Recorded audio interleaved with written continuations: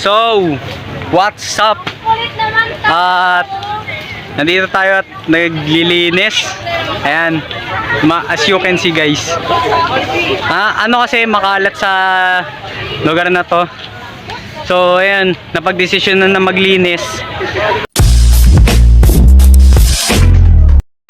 So, ano pre? Ayan na. Napapagod ka pre?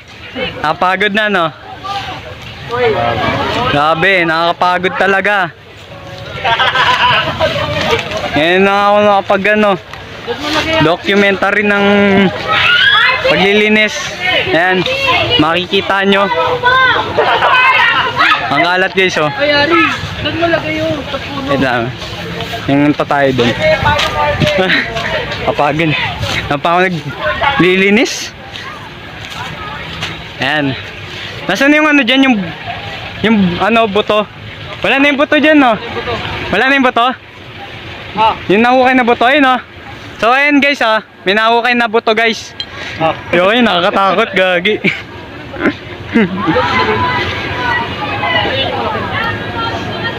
Nagulat kami, may buto kami na huli. Nahukay pala sa, sa malalim. No? Nukay lang nila.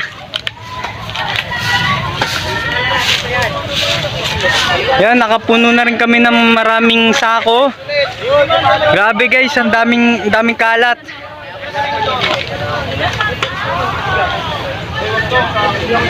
Grabe, tapos alam nyo ba na tatakpan pa ng mga halaman. So mas mahirapan pa kami na maglinis lalo.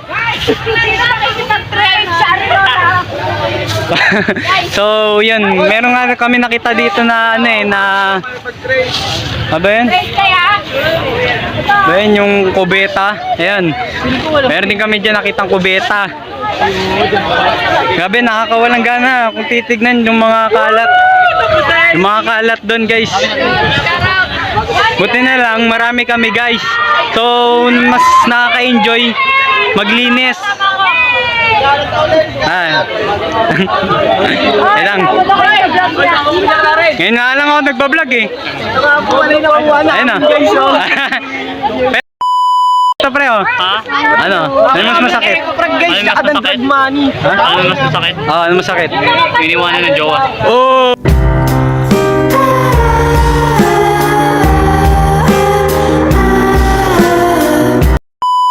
So ayan guys, tingnan ko matatapos na yung trabaho namin. Like nakakapagod siya guys. Ayan, so far naambon guys. Pero ayan, kung makikita nyo guys, marami pa rin mga natitirang basurahan. Yun nga, hindi naman natin maiwasan na yun talaga. Marami talagang basurahan, hindi mauubos. Marami kasi mga mga irresponsable sa mundo eh. Panatilihin natin maging malinis ang ating kalikasan guys, kahit ganito pa rin yung nangyayari. Peace out.